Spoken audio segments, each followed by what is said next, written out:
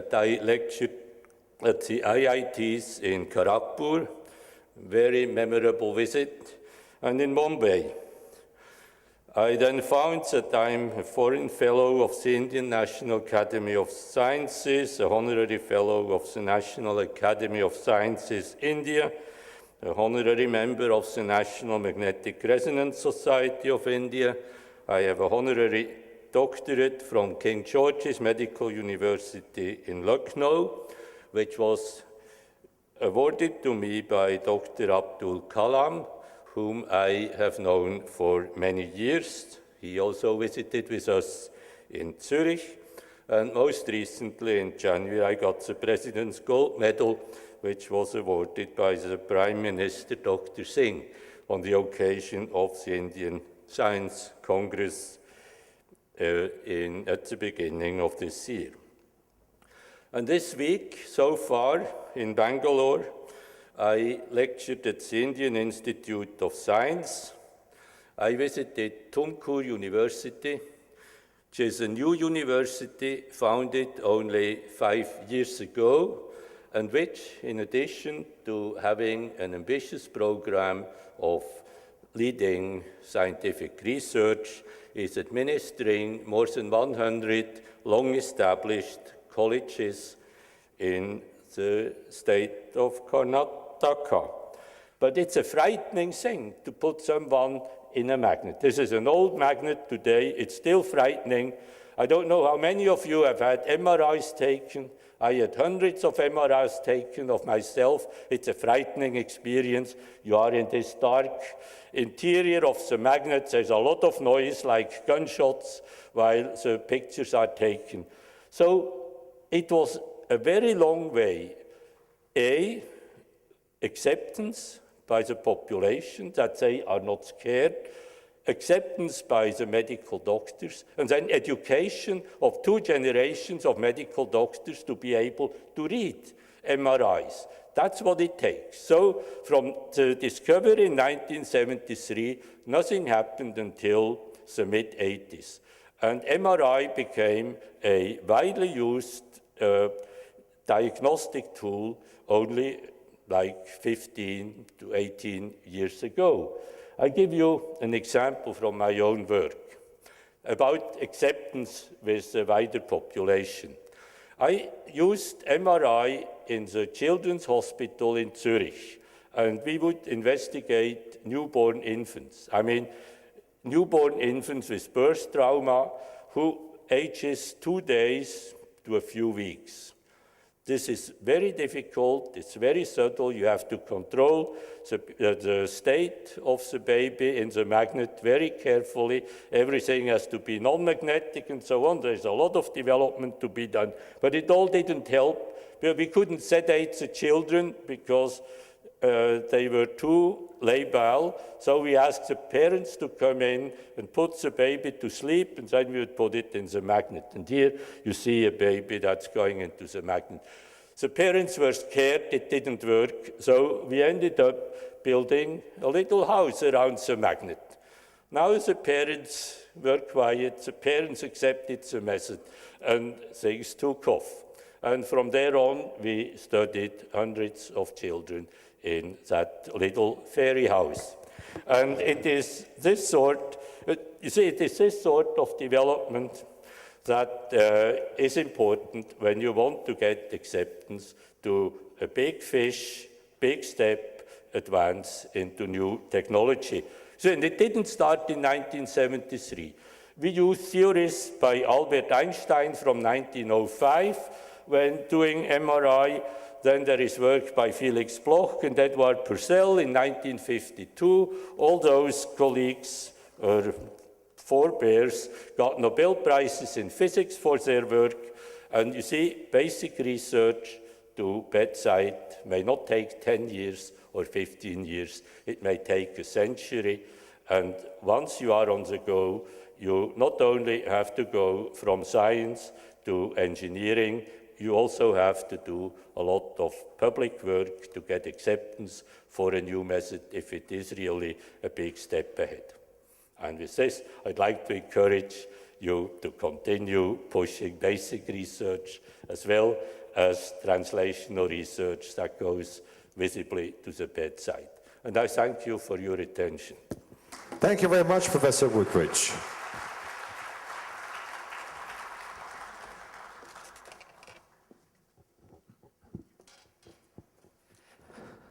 As we progress on, we have a good 35 minutes that will be shared between two speakers that we actually have. The first being Mr. Shekar Mithra. Shekar received his undergraduate degree in biophysical chemistry from the Indian Institute of Technology in MS and PhD degrees in life sciences from Columbia University in New York.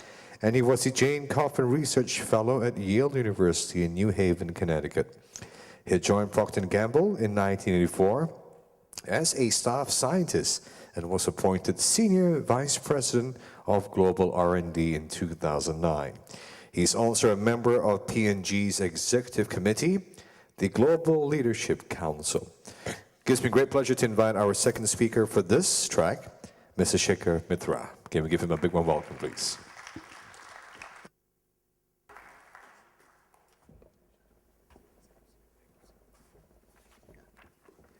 Good afternoon, fellow IITians and ladies and gentlemen, distinguished guests. It's a real pleasure to be here, and when Shekar, one of our IITians who's organizing this, asked me to come in and talk, I had to think for a minute, although he had heard a similar talk before, to think for a minute as to this awesome topic, what are our learnings that I can really share with you that may be relevant or at least interesting. But I didn't have to really look much deeper into my experience or those are the experiences of many of my colleagues who are sitting here, directors from Procter & Gamble Company. And I wanted to today share with you a few examples of how the theme of signposts of a changing landscape and then connect, create, and celebrate really fits into the consumer products industry that I have lived for more than 2 decades. We are simply in the business of understanding consumer needs deep down and providing those needs by bringing in superior technology. So the whole concept is the idea of confluence, really, coming together. And what I'm going to give you is a summary of what you're going to see in the next 15 or 20 minutes. The first that's relevant to this topic. And the first thing is that we have to follow the changing landscape through the consumer. And when there is changing landscape in both consumer needs and particularly trends in the industry that I have lived in, either the beauty or the health, and equally there is a changing landscape of technologies coming up on a constant basis, okay? Either inside our company through our own capabilities, but most importantly what I'm going to address is outside in the Open Innovation Forum. When those two come together in a confluence, you have tremendous ability to satisfy the consumer and thereby create value for the company or an enterprise. That's the number one summary, right? So here's a changing landscape that gives you an idea of what the consumer need is. But then globally, this is now almost close to a $400 million product. Okay? So we have similar things. Now we've created a whole Olay line of products, whether it's skin blemishes or whether it's fine lines and wrinkles. There are product boutiques that we've created with superior experience that you would love to use the Olay product. But if you use it for 8 weeks, 6 to 8 weeks, clinically meaningful results. All right? So then you start to celebrate with the consumer by giving them the real consumer benefit. Now, you got to continue this process because in our industry, the trends are constantly changing, and how do you kind of create the science base? And one of the things we've been able to do without going through the details is we really now start to understand the biomarker work. There's a lot of work that we have worked with India labs, many of the India labs, now with Singapore, we are setting up, because we got to be ahead. As we understand the consumer trends and the needs, how can we be ahead in the skincare business, And that's where all the biomarker work becomes hugely relevant for us, the science of biomarkers. Now we can actually know the biomarkers for the oxidative process, of the inflammation process of skin, of the aging process of skin. And therefore, we can target molecules against those to create the kind of noticeable effect you saw with pentapeptide, which is in Regenerist. The next example is white strips. Now, this is a classic example where I mentioned to you that, the oral care business has been all about fluoride.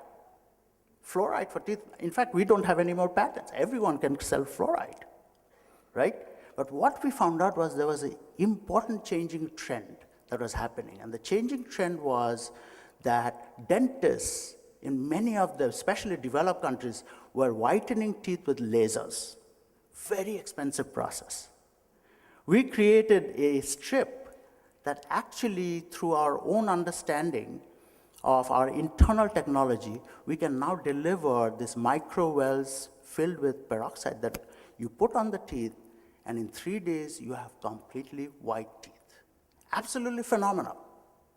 Okay? This is created with an internal network of scientists in our company where we've taken P&G's rich history of substrate technology, in the feminine napkins area, in the diaper area. And we've created that understanding along with chemistry, bleach chemistry that we understood from our laundry to create a totally new area against a trend that we were noticing is happening in that industry. So the whole idea of changing landscape is absolutely critical for us, but then connecting with the consumer to understand the landscape, connecting with thought leaders to understand the landscape change in technology outside, and then creating the right collaborations, and then celebrating as we bring in enterprise value is the key idea that's driving our company now. I wanted to just share with you that this is age-old. I mean, it's always confluence of ideas that have always created tremendous, value. This is a friend of mine, Professor Kanikasharan, who is actually a composer and in Ohio, and he was showing me how 200 plus years back, when Celtic music came into India, in southern India, most importantly, Muthuswami Dikshitar, started to take Western music, Vedic hymns, and infuse them into completely new kind of, music that was neither Eastern nor Western. So the whole idea of confluence, and here also, is changing landscape, right? Well, you could always complain, and we did, about invasion or whatever of the East India Company. But then there was this whole musician, composer, that started to look at it in a positive way and look at confluence as a way of creating something new. Thank you. Thank you very much, Mr. Shekar Mithra.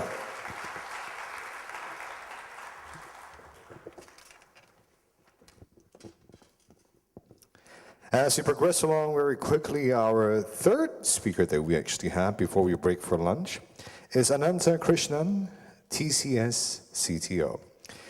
Mr. Krishnan is currently the Chief Technology Officer at TCS and chairs the TCS Corporate Technology Board.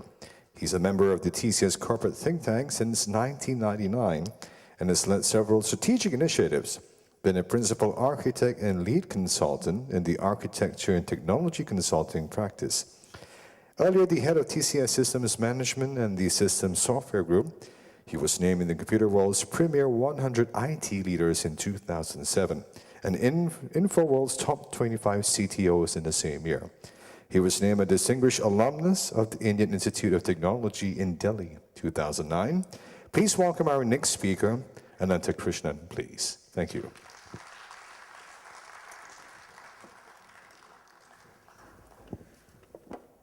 Good afternoon, pleasure to be here. I'm going to talk about frugal innovation. Supriyo had corresponded with me on this speaking slot several weeks ago, and I didn't realize that there was a subtle reason for talking about frugal innovation just before lunch, so stay healthy. Yesterday, we heard several speakers, Minister Ishwaran, Mr. Ho, Gopal from Tata Sons, Arjun's very entertaining panel, talk about the Asian opportunity. I'm going to expand upon that a little bit and give you some very specific examples of what frugal innovation can actually bring about in making that opportunity a reality. One of the fond memories I have of days at IIT Delhi was this movie called Jalwa, which was a sort of a outlier movie in the mid-80s, 85 or 86, and it was shown at the open-air theater at IIT Delhi, I think in one winter evening in 85. Amongst very many crazy things in that movie, there was one throwaway line which caught our attention a lot, which was basically, अब dialogue का time खत्म हो गया है, action का time है. So I'm going to talk to you about examples, specific examples of frugal innovation. But before that, what are the four key things which lead up to that whole story? The first is that we really need to understand the opportunity, which we heard about yesterday. I'm going to summarize it in a couple of charts. What are the enablers for thinking frugally, which is, I think, the important part. And then I'm talk to you, as I said, about the examples, and then how do you actually make it work. We run a very vast social network inside the company, which essentially says that every TCS person and every Tata Group person, there are about 250,000 people in TCS. I learned sometime last year that we are India's largest private sector employer. There are very few people in the country who employ more people than TCS does, but that gives us a phenomenal talent base to tap into in terms of ideas, because research and development is not the only inventive place in the company. And then lastly, very much inspired by P&G's Connect Plus Develop, we have our external collaboration network as well, which reaches out to universities, to startup companies, to all kinds of external partnerships that are required for us to tap the right ideas from the outside. In fact, in Singapore, we are partnering with SMU in urban management and so on. So we get hundreds of ideas come out of the invention process, which are measured by publications in journals and patents and so on and so forth. The process to convert these into outcomes is the innovation process. So you start with the ideas, and then you say some of the ideas will be required to keep TCS competitive or Tata Group competitive. So those are the derivative innovation ideas. Derivative because they just derive from existing work and they just are a little better, a little faster, a little cheaper. You create platforms for the future, and this is where the decision happens on what are the platforms that we need for our current competitiveness, and what are the platforms that we need for future competitiveness. The disruptives are where most of the frugal innovation work is happening, because those are blue skies, those are new segments, those are areas that we are not in, and that's where all the effort goes in. So in an investment process, what I do is to make sure that I'm investing enough in the invention process, and I'm investing enough in each of those three distinct streams of innovation. So if you are interested, I'll be happy to share more details, but that's the broad story that I wanted to leave you with, that there is a substantial opportunity in emerging markets. Frugal innovation is a key way of capturing that emerging opportunity. We saw several examples of that from a Tata Group perspective, from a TCS perspective, and I gave you a little bit of a feel for what is it that you could do to actually think about such initiatives in your own organization. Thank you very much.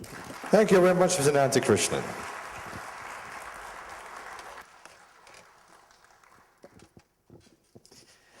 Distinguished guests, ladies and gentlemen, I stand before you with two words. The first word is surprise, and the second word is amazing.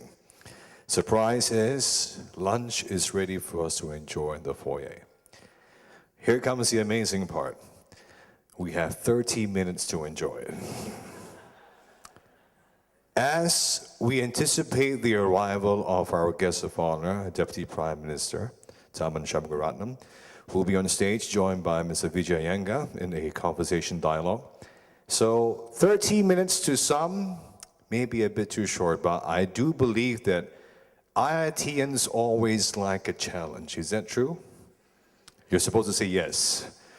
Okay, so ladies and gentlemen, on behalf of the organizers, we seek your cooperation. If you feel like you want to bring your lunch back in to take a seat at your table to enjoy it, please be our guest. The wonderful lunch is brought to you by P&G. Can we give them a big round of applause, please? Thank you very much. Enjoy your lunch and kindly take your seats back in the ballroom at 1:40 p.m. local time in Singapore. Thank you very much and see you shortly. Bye-bye.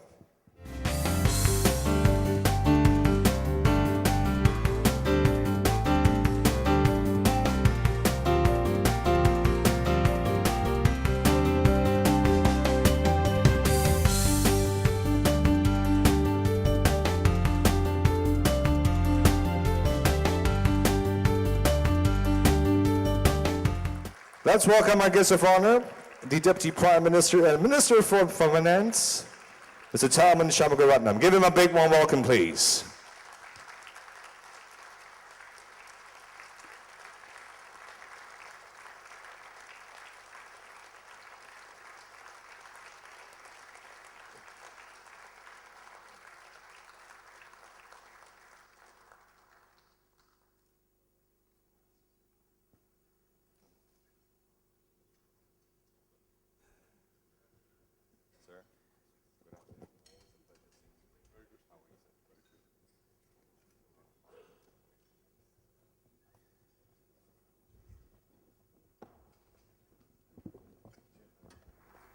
Thank you very much, Arjit. It is really an honor and a pleasure to first introduce our guest of honor, our Deputy Prime Minister, Mr. Tharman Shanmugaratnam, and then to have this interactive dialogue with him. Thank you for inviting me. It's a real privilege to be here. The question you pose is an important one. The IIT alumni, from any casual inspection, is a very valuable asset. First and foremost, I believe, to India, extremely valuable asset to India. But because of the way the alumni have transplanted themselves in various other parts of the world, and fortunately in Singapore in quite a significant way, I think you also play a special role in developing networks with India, as well as bringing a bit of the genius of India to other parts of the world. I have believed for some time now that there is no lasting thing called a brain drain. There was for a period of time. There was for a period of time a very clear brain drain from the whole of South Asia, in fact, and some other parts of Asia, principally to the United States, and also some other parts of the world. But we are seeing in a very interesting way, especially in the last 10 years, I would say, various forms of reflow. Some of it is people literally moving back to India, but a lot of it is people not literally moving back lock, stock, and barrel, but engaging with India for part of their time, part of their business, and part of their social lives.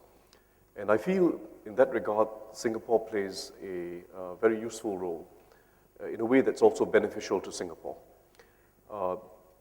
The global economy is in transition. We all know that. It's a well-told story. Asia is in a non-linear fashion. Asia is ascending.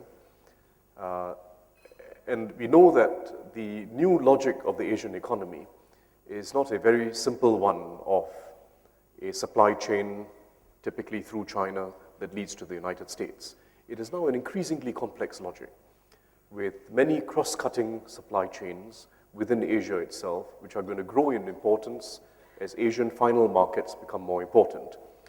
But it only grows through business connectivity. It grows through people connectivity. And that means that from a fairly young age, people have to get used to understanding Asia, being part of other parts of Asia besides their own country. This is extremely important for Singapore. We have always had strong relationships in the immediate region around us. We have fairly strong relationships with China and East Asia, and we had relatively weak linkages with India in education until the last 5 or 6 years, when it's been growing very rapidly. So for instance, even our schools, primary schools and especially secondary schools, we now have something like 15% at least of our schools, secondary schools, that have tie-ups with India, where students go back and forth. Switching on to innovation, one of the schools of thought that has emerged in the US is that manufacturing should be treated as first among equals, particularly because manufacturing spawns innovation. What they say is that outsourcing manufacturing could mean outsourcing of innovation. What would be your thoughts on this contention? Well, it's an issue that has come back to the fore in the United States as well as Europe. It's one of the key structural issues concerning their economies, which I think they neglected in policy debate for quite a long period of time, and they're now beginning to realize the importance of this issue. I think, if you look at it from a layperson perspective as well as from a policy perspective, any population we look at has different strengths and abilities. Some people are very good at languages and are very good at presenting themselves to people and persuading people. And that's what the services sector thrives on. Some other people have the ability to get things fixed, to sort out what the problem is behind a piece of faulty machinery. They're very good at repairing things. And that's very important in an industrial economy. And it is both inequitable as well as growth impairing to slant economic systems and education systems only in the direction of the academic and the services sector, because it doesn't suit the strengths of most people in any society. And what you see in the United States now, which is partly underlying this debate, is the fact that there's a growing segment of the American working population that is underemployed or unemployed, where these are former construction workers, former manufacturing workers, hardworking people, but either unable to find jobs or being employed in very low-level services jobs. And I think they neglected the importance of diversity in an economy and the importance of providing jobs that allow you to keep moving up a skills ladder, which is what manufacturing does. So it's a very useful lesson, and some similar lessons in Britain and some European countries, although the Northern Europeans have done a good job, I think, in preserving manufacturing. For us as a very small economy, it's always been an important issue. We have always felt that we are not Hong Kong. Hong Kong is part of China, and across the border in Shenzhen, you've got a manufacturing sector. We are a city as well as a country, and you need the diversity of economic options, work options for your population, both in order to maximize their strengths, their natural talents and abilities, plus in order to be able to survive in the world and make sure that you've always got a market for yourself in the world. You can't depend purely on services. So for us, it's just part and parcel of our economic thinking. Preserving manufacturing and moving it upstream, more into high-skill activities and R&D intensive activities, and making sure that everyone in the factory is able to rise in that process. The technicians, the machinists, the people who are doing the logistics side of the manufacturing, as well as the R&D engineers. It's a very important part of our social strategy as well as our economic strategy, and I would emphasize that the two go together.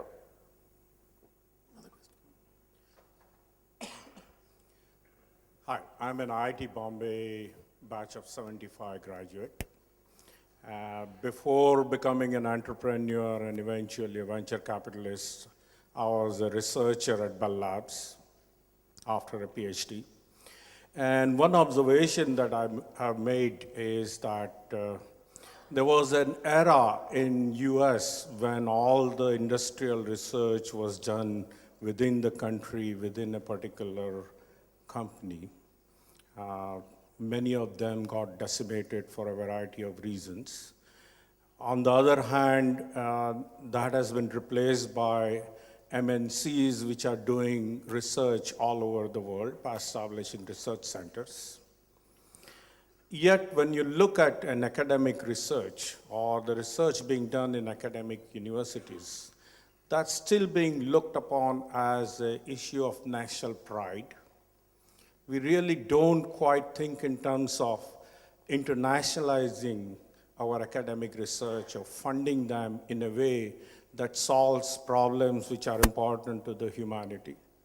And in that context, what do you see as a potential for making and not just the educational model of an IIT coming to Singapore or Singapore University, which is a very fine university going into India, but actually mashing the research agendas and actually solving problems which are important. For instance, a BMS is a very fine addition to Singapore's effort in research establishment, but it is still looked upon as a national project. Any thoughts on that matter? It's a very important question. I think scientific innovation these days is really a large-scale international endeavor, but it is a competitive endeavor. Even within the US, individual institutions and clusters compete fiercely with each other and can be quite guarded in the way they share knowledge with each other. So I think we have to find some way in which collaboration takes place such that the benefits are also shared. And this is it's a natural position for a small country to take because we are very keen to engage with the world, but at the same time, at the end of the day, you do want something to flow back in the way your people are able to move up, enterprises are able to grow, and so on and so forth. In the US, somehow or rather, there's a law of a jungle. It's a large place, and if an innovation in Pittsburgh can be used in Seattle, and it doesn't matter that Pittsburgh economy suffers because another city is growing. The marketplace operates because it's large enough. In Singapore, it's one city and one country, so it doesn't matter greatly that Singapore continues to thrive, and its people at all segments of the workforce continue to have opportunities. We know that R&D intensive activity is an important driver, increasingly important driver for us. We know that international collaboration is the name of the game. How to achieve that in a way that ensures that you do get some prospect of Singapore-based enterprises, not necessarily Singaporean alone, but Singapore-based enterprises, being able to capitalize on the products of research is an important challenge, not a trivial challenge at all. And I believe there are ways of doing it, but they require deep partnerships and not casual partnerships. So if we can form deep partnerships and structure the arrangements such that there's a good sharing of benefits, I think it's worth doing. So you've posed a problem. I don't have an immediate full answer to the problem you posed, but I believe we can find solutions to this. No, I agree very much, and you've put it very well. To be honest, no one knows what Asia will be like 30 years from now. Some of the obvious stories today may be less obvious 30 years from now, because there's no linear growth pattern anywhere in the world, and certainly no linear growth pattern in economies that are making major social and economic transitions, from rural to urban, from less democratic to more democratic. The social challenges, the economic challenges are tremendous. So it would be wise for Singapore and for individuals who are young Singaporeans to get to understand more than one part of Asia, quite apart from our own small home. And that means understanding China, understanding Southeast Asia, and understanding India. Those are the three poles. And each pole will have its turn to wax and wane, but I think together, Asia's having its turn, and Asia is ascending.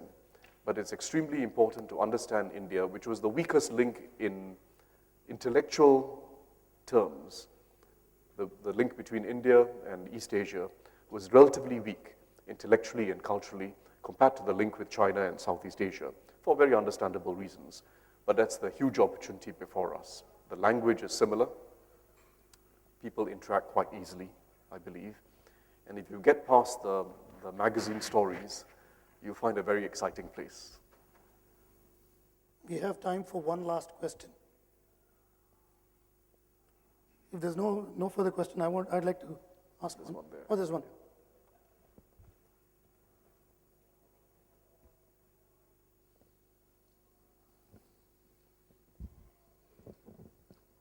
Hello, Mr. DPM. My name is Mandeep, and I am a IIT Delhi 99 pass out, working with Citibank. I hear from you a couple of times when you say practice-based education, and it is very significant. And I completely agree with your words. It is very significant in current times when we work in industry and the kind of education we have, there is a big gap there. So I want to know your thoughts, like how exactly are you, what are the steps, or if you can elaborate further, like what we are going to do in this regard, and if in any way this PAN IIT or the IIT alumni can contribute in this area. Thank you. Well, you're returning to a point I started with, and I feel it's very important.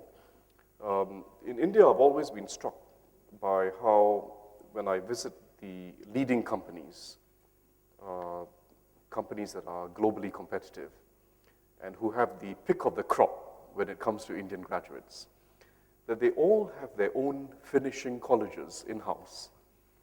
They all have their own in-house colleges to retrain the graduates that they've hired, although these are exceptionally capable graduates. And their CEOs and chairmen are usually fairly blunt in the language they use when they explain to me why it's necessary. That they are basically hired people based on entry tests, but who do not come out with the skills required to operate in the real world. And they have to put in very intensive and structured training programs to help them adapt to the real world. In Singapore, partly because we, as I mentioned earlier, we never had a choice, we always started off with a technical orientation in our education system. And it was true not just in our first phase of industrialization in the 70s and 80s. Even today, a relatively modern Singapore economy, if you look at our education system, 65% of each school-leaving cohort goes on to a technical education, either at the Institute of Technical Education or in applied education in our polytechnics, respectively about 21% and 44% of cohort. So a total of 65%, not the regular university path, or as the Europeans call it, a baccalaureate path. It's an applied path.